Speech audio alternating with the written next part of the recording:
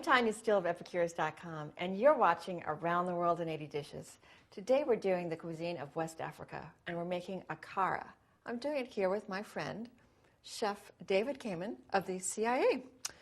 Well, Chef Kamen, thank you so much for showing me how to make is it black bean fritters? Is that essentially what we're making? Black-eyed pea fritter. Black-eyed pea Which fritters. is a very common appetizer or snack all across West Africa. Oh, I see. Is this something that you ever grew up eating, or how'd you come across them? My wife is actually from West Africa. She's half Ghanaian and half Liberian, so we have this kind of thing all the time. Oh my gosh, well, you are the man to show me what to do then. You know it. Okay. So let's start. Tell me what to do first. Well, the first thing we're going to do is we're going to begin making the sauce, and it's going to be a spicy pepper sauce, which is also very common in a lot of West African countries, which is made with chili peppers and onions and the dried shrimp inside there. Sometimes they'll use smoked fish as well. And essentially it all gets fried together, so why don't we go ahead and get started. Okay, tell me what to do. Well, we're going to turn on our burner over there, and then we're going to start with just a small amount of vegetable oil. Just regular vegetable oil, not olive, but just... Right, just a regular vegetable oil. That's fine. They don't have too many olives in West Africa. Oh, I see. Okay. That's okay. Good to know. And then we're just going to let that get hot a little bit. And once that gets warm, then we're going to go ahead and add the peppers and the onions and tomatoes, and we're going to let that just cook down for a little while. Okay. And the idea is this just gets cooked down. It almost stews, not really fries, but it almost stews just until it's all nice and soft and tender. And then we'll put it over in our little cup over here, and we'll save that for serving on top of the fritters a little bit later on, right? I see. So why don't you go ahead and drop in those onions. And there's a nice little sizzle there. Yep. And we don't really want to brown the onions. We just want to let them get somewhat soft and a little bit tender, so we want to watch our heat there.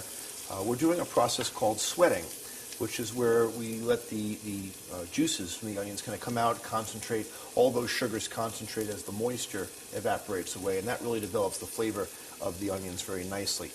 If we let them get too brown, then they might start picking up some bitter elements, and we don't really want to have that inside there. We want the sweetness of the onions to really go against the spiciness of the peppers and kind of balance each other out a little bit inside So you don't want them to caramelize, you just want them to go to soft. Right, just get nice and soft and nice and tender. And you can see they're starting to get there. Okay. So at this point, we're going to go ahead and add in the peppers now. So you go ahead and toss those guys right in there. And are these just red bell peppers? These are just your very generic red bell pepper. And we've gone ahead and diced them up real nice.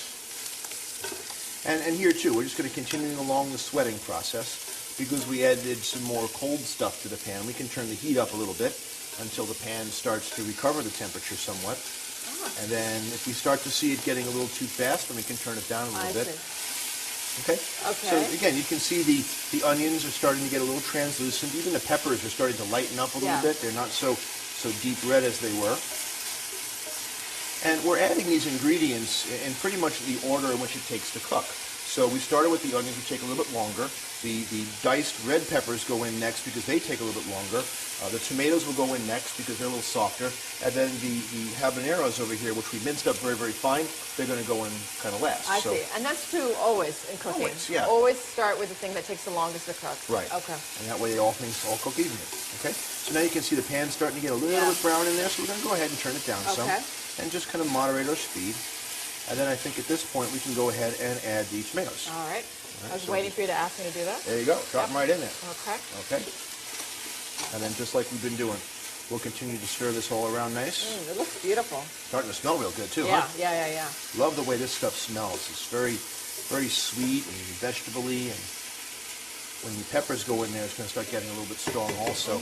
Okay. So again, you can hear it starting to slow down now a little bit, so we can turn the heat up a little bit, and just, you have to keep adjusting as you go along.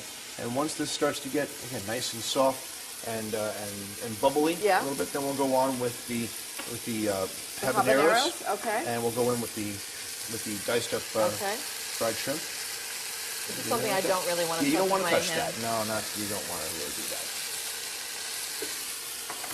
But people don't always know that, in fact, when you're cooking with peppers, you do kind of really want to be careful. You could use gloves. That's always a good thing. Never touch your eyes, right? Right. And also the seeds are the more spicy parts, the seeds in the membrane. So that's where I'm just going to turn this down just a hair. The seeds in the membrane are the spicier part. So if you like it a little more spicy, leave them in. If you don't want to be so spicy, take them out. Yep. Great. So what we're going to do now, I'm just going to go ahead and toss those right in there too. That's the shrimp, the dried shrimp. Now, can you buy that in any The dried shrimp you're finding a lot actually in Asian markets. You do. Because it's a staple of mostly Southeast Asian cuisine, Malaysian and Vietnamese and like that.